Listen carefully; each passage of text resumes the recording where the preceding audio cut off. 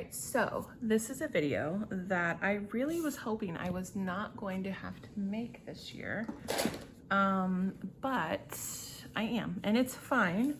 But this is any changes we have made to our curriculum choices for this year. So I make my curriculum choices video pretty early. I think I made it in, did I make it in April? Maybe? I can't remember, but I typically film it pretty early. I select my curriculum pretty early. And I should learn maybe not to do that, but I have made a few changes and I wanted to share it with you because, you know, you guys want to know, I'm sure. So at the time I'm filming this video, we have already started our school, but some of these changes I made before we even started. So I'll start with some of those.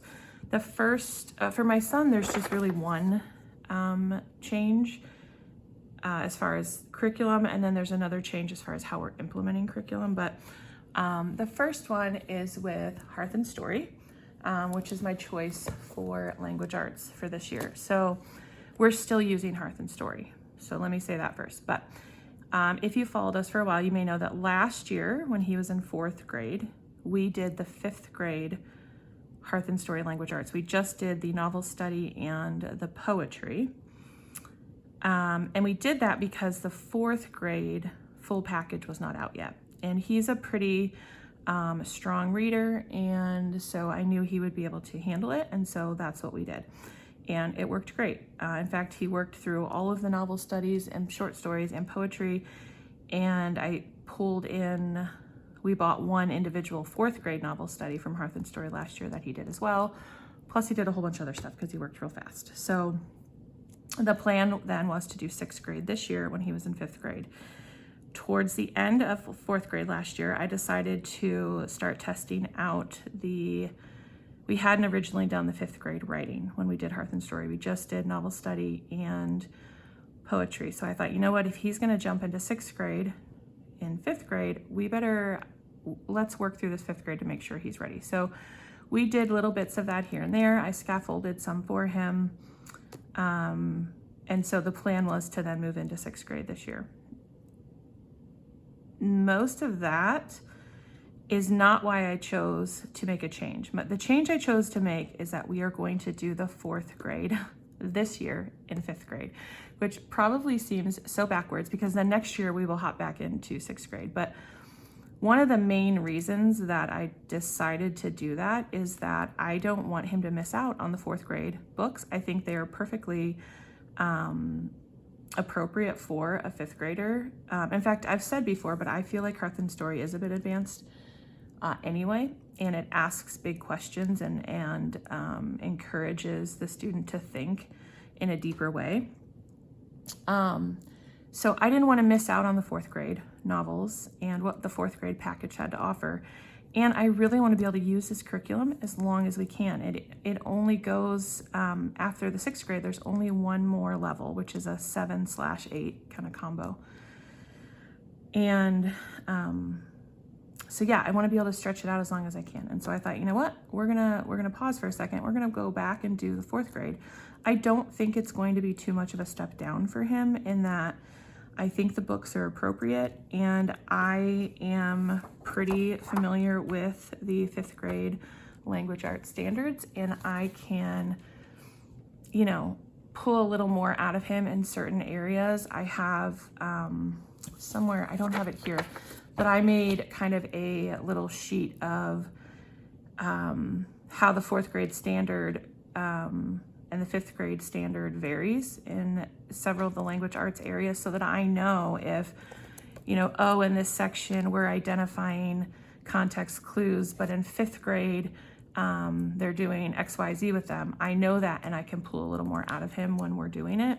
But for the most part, I don't care. And because he is a kid who can easily work well beyond his level, I think I often push him maybe too hard. And I'm also kind of realizing that not everything has to be so difficult. Like, I don't always need to be pushing him to his limits. And at any rate, those were my main reasons. So what we decided to do was go ahead and do the 4th grade Hearth&story this year.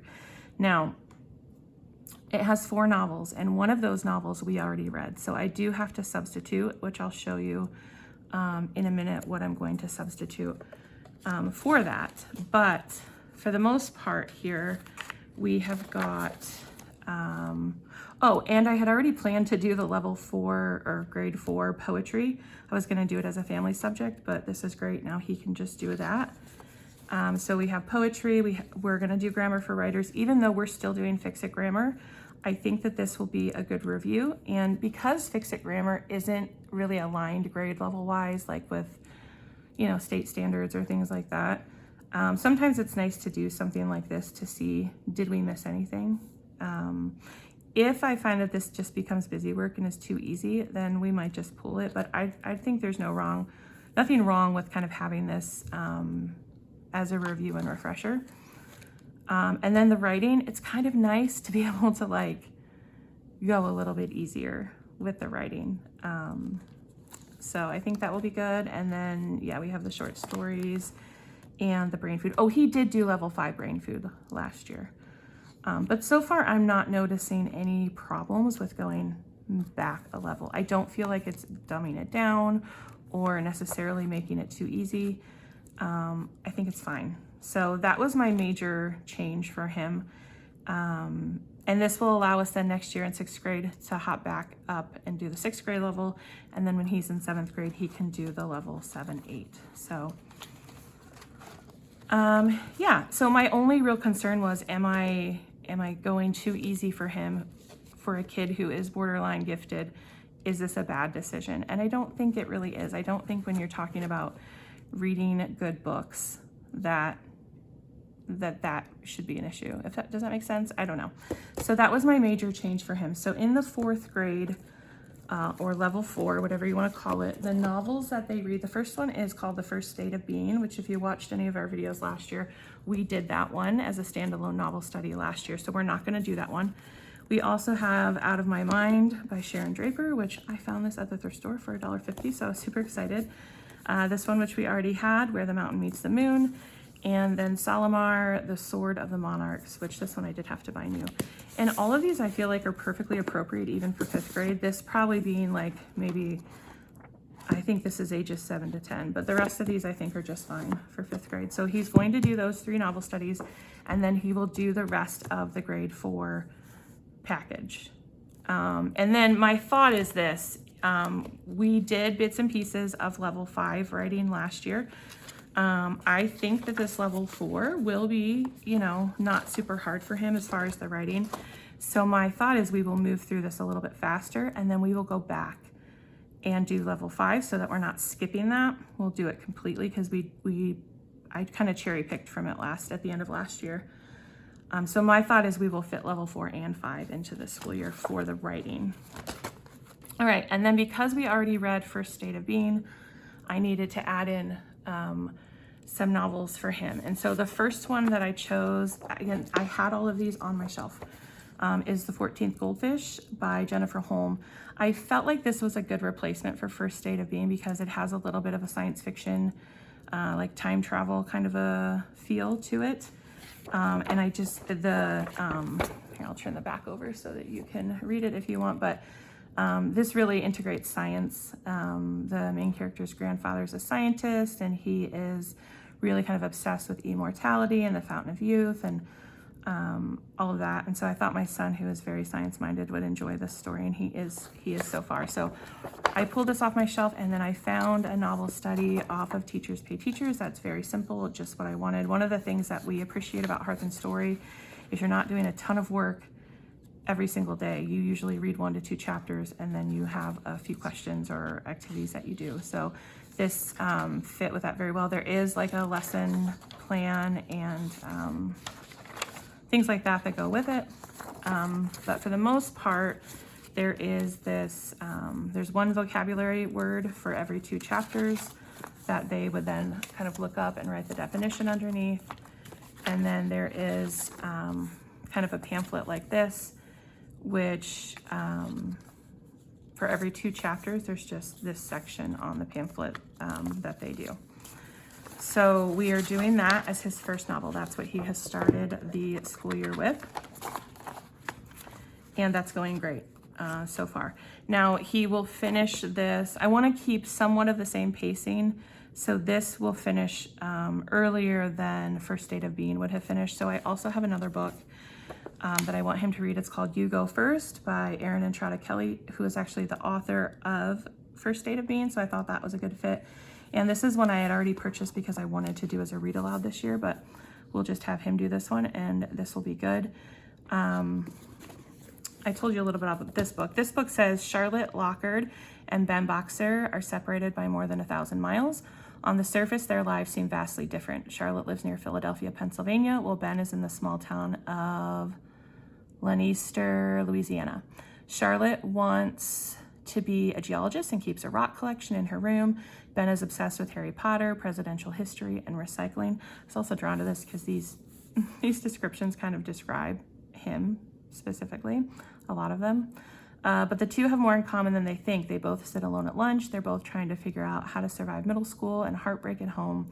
And they both love online Scrabble, a game they play together as their lives intersect in unexpected ways. Also, the other reason I had purchased this originally is because it kind of fits in with our theme for this year, which is kind of like a board game theme.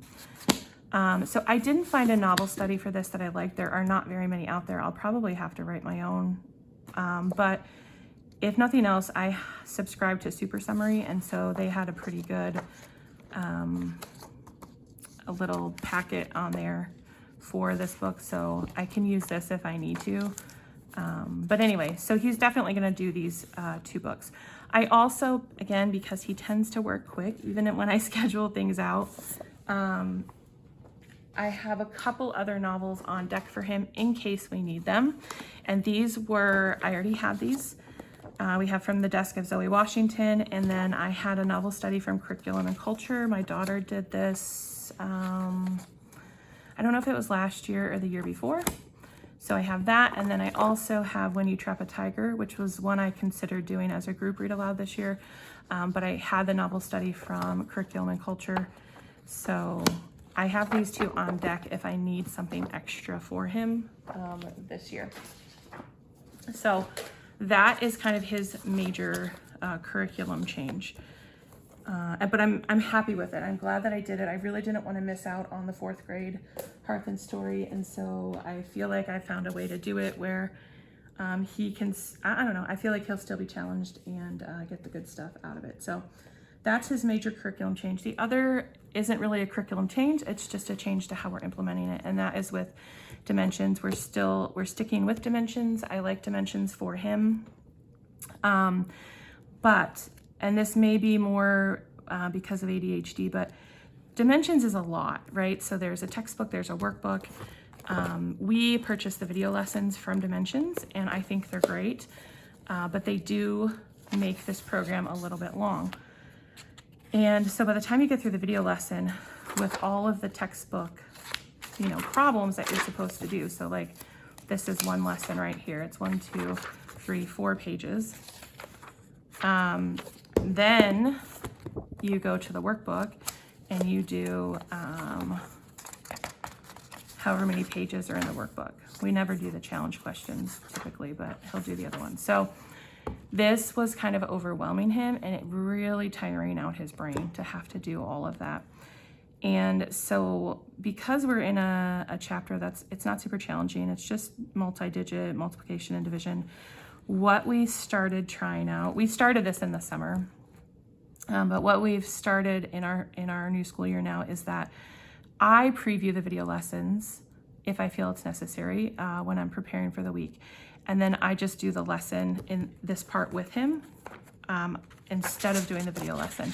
And then we don't necessarily do every single problem in here.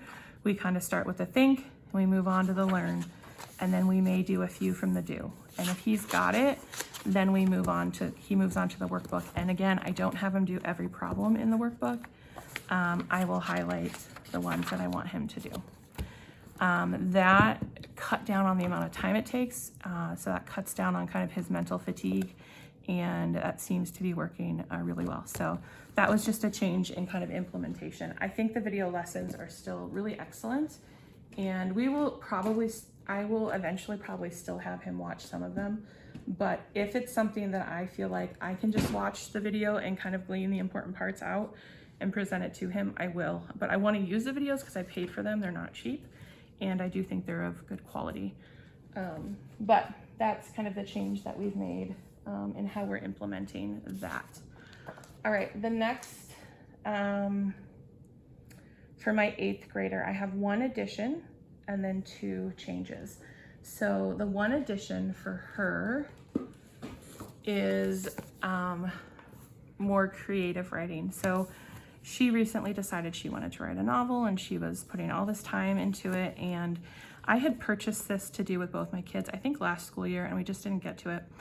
And so she's like, Mom, this would be a good time to do that. Can we do that? So I asked her, would you like me to work this into your curriculum? And she said yes. So this is something we're adding in right now. It'll probably only be once a week, or I'll have her do it during kind of her morning, like breakfast, things she does during breakfast. But so this is an addition.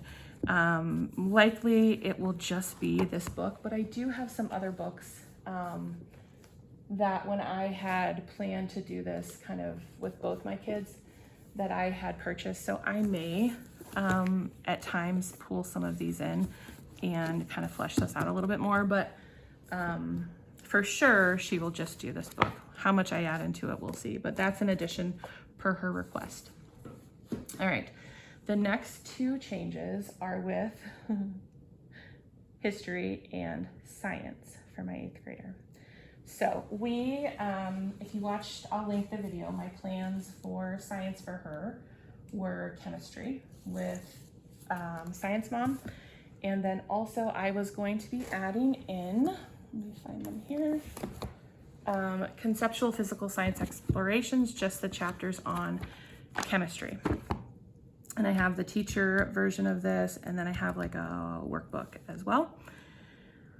And we did about a week's worth of lessons out of here. And we are also adding in once a week a science reader. Currently it's The Disappearing Spoon, and then we also have the young readers version of Radium Girls. That part is staying the same, the readers is staying the same, and Science Mom is staying the same. Where I have decided to make a change is in this part. So we did this, it was fine. The plans that I had kind of written out were fine, but I was feeling really kind of clunky in my presentation of it. I didn't feel like the teacher book really gave me a lot of support as the teacher, and I wasn't feeling super confident in what I was teaching. And one of you actually had mentioned the American Chemical Society in my comment, I think on that video, in a comment on that video, the American Chemical Society and how they have lesson plans for middle school and high school. And so when you left me that comment, thank you, by the way, I went and I checked it out, and I was kind of like, oh, I don't know. I already put all this time into planning this, and I already have this. And then I was like looking at it, and it was like so many different files that I would have to open and print, which by the way is just like kills my brain. I don't know why. I can't stand doing that. But so I kind of was just like, I will file this away for maybe high school. Well, after we went through kind of our first week's worth of what I had planned in here, I just thought, you know, I just don't know. I'm not feeling super confident with it. So I decided to go look at that American Chemical Society stuff again. And as I looked at it, I thought, man, this looks really good. And so I downloaded I downloaded all the chapters, but I printed chapter 1, and there's like, I think 5 lessons within chapter 1. And so I printed all of that. It had like some student reading. Actually, let me show you my binder here. I think, is this my binder? Yeah, so it had some student reading, and, oh no, this is her binder. Hold on, this is my binder. 3rd time's a charm. It has some student reading, and then it has lesson plans for each lesson within the chapter. So this student reading covers the 5 different lessons. And then there's a lesson plan here for the teacher, summary, objective, evaluation, materials for kind of demonstration and activity. And it's laid out really, really well, very clear. And so I thought, you know what, I want to try this, because I felt like the explanations I was getting for things in here and like the teacher support in here were better than what I was getting trying to do this on my own. So we tested this out. We have done the first 3 lessons within chapter 1 and they were great. Some of the lessons call for things that we don't have and are not going to buy, like, you know, this thing, but they also link videos. So if you don't have the items to do the demonstration, you can watch a video of it. And so I thought that that was really nice. It is a lot of files. So for chapter 1, there is, you know, a file for the lesson plan, a file for that you have to print. I mean, if you print, I need things in paper format. I can't do them off the screen. There's a file for the student activity. There's a file for the student answers. So it is a lot of little files you have to open up and print if you print things, but they went really well. My daughter enjoyed them. It just felt more cohesive and complete. So we are switching to American Chemical Society for chemistry. There's 6 chapters, and then within each chapter, it varies from like 5 to 9 lessons within that chapter. So yeah, and we did more than 1 lesson on a day, so it was fine. And I think we will move forward that way as well. So we'll finish lesson 4 and lesson 5 next week. But here's kind of an example of the activity sheet. So they are, there's kind of some explanation, demonstration, and they're explaining it. I think the one that we did, well, we did 3. Let me find here. Oh, I don't have those. Those are in her book.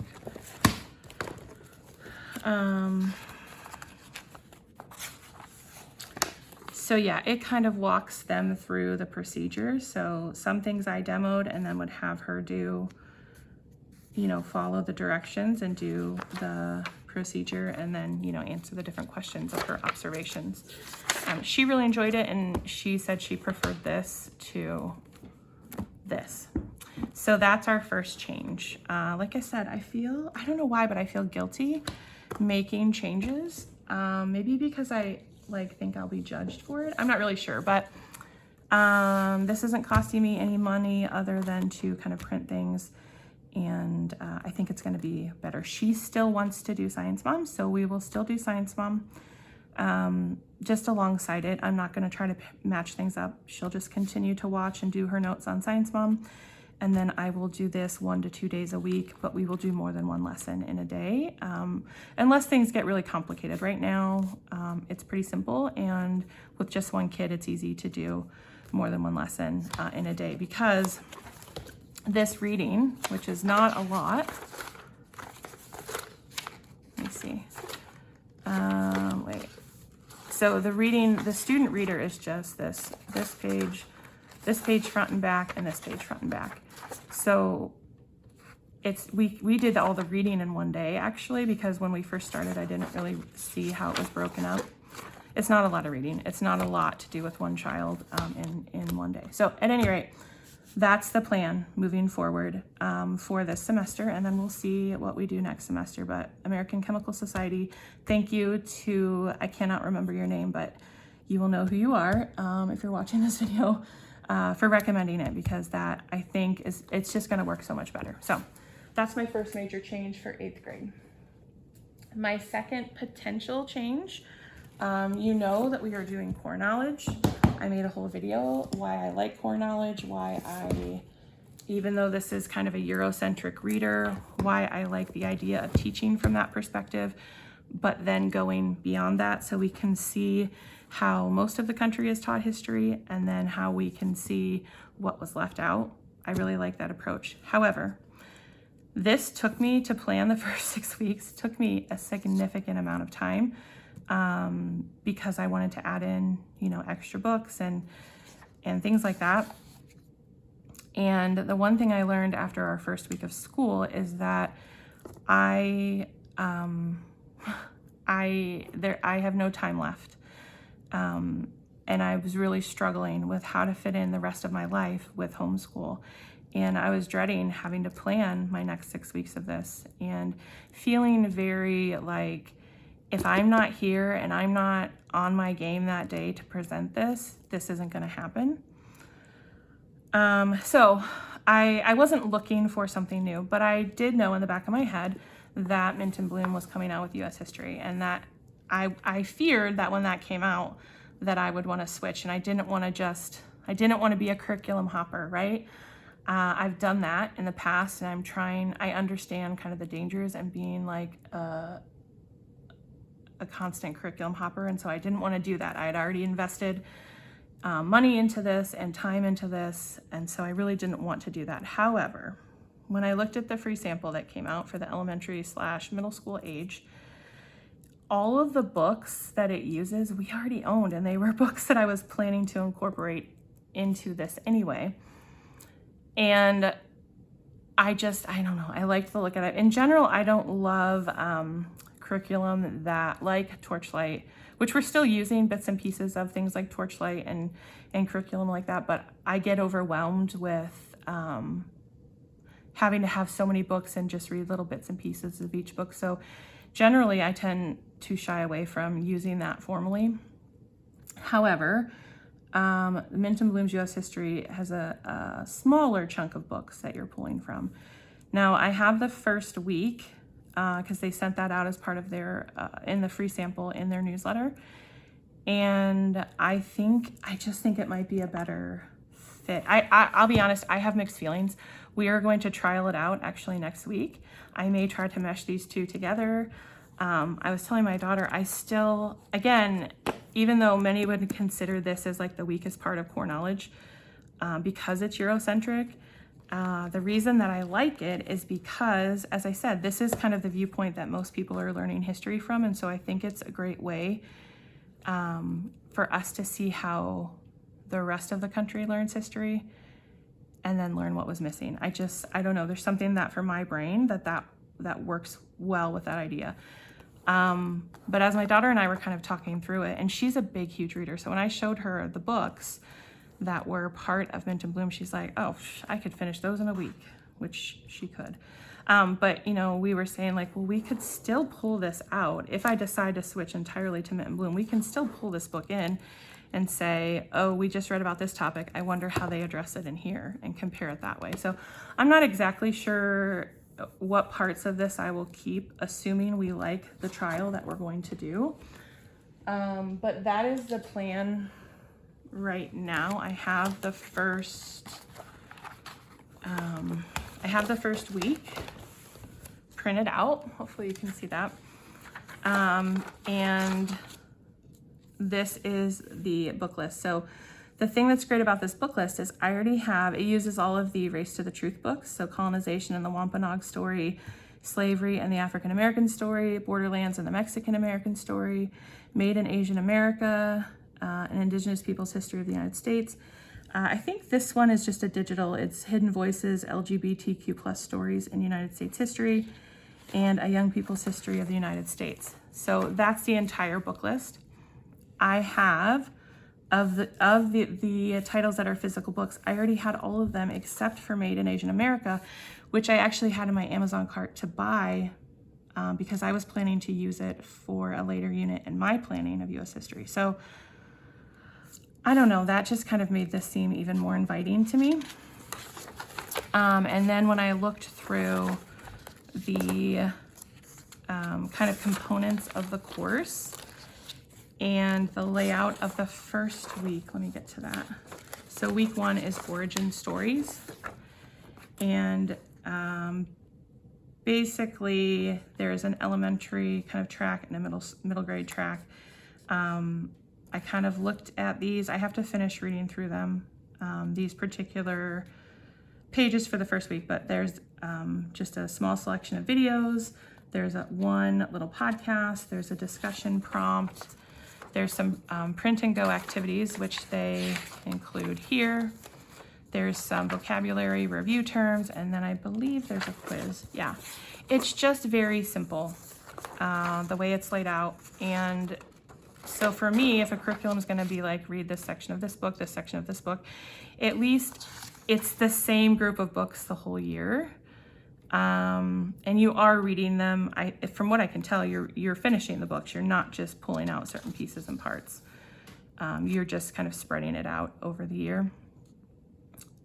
So I also feel like this is something that if, let's say, I can't do history with her for some reason, and side note, my plan is to continue to do history with her, but if I'm just not mentally on, right? Or if I'm, have to do something where I can't be sitting next to her while she's doing it, this is absolutely a plan that she can follow on her own.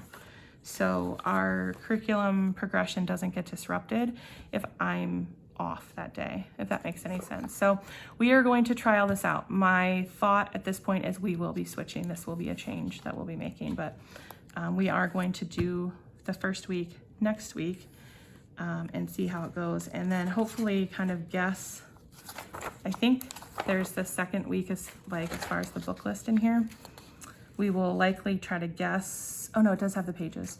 So we'll likely do this week too, but the curriculum won't come out, I don't think, until, I'm trying to look at the calendar, until kind of towards the end of week 2. I think it's supposed to come out the 28th, I think. And I am filming this video on August 17th, yeah. So we would do week 1, the week of August 18th, and then I won't have the actual curriculum to get the week 2 pages and printables and things until towards the end. But because I have the reading schedule here, we can still get started on it. So that's my plan, and this is likely a change we will be making. At this point, I just don't know how much of my original plans I will try to add into this. I'm trying to accept the fact that we don't have to do everything to be successful in our homeschooling, and trying to help my brain make decisions of which things to let go and which things, I tend to be very all or nothing in my thinking, and so that's very hard for me when I have all of these amazing resources that I want to try to use. So that's something I'm working on. But anyway, so that's the other curriculum change, I think, for her. So those are my changes. And yeah, if you have any questions, let me know. I really hate curriculum change videos because I feel like, I don't know, I didn't want to have to make one, but I feel really good about our changes. I'm glad that I made them, and hopefully that will be it. And we are on a good path now for the rest of the year. But that's it. That's what I have for you. If you have any questions, let me know, and I'd love to talk to you down in the comments below.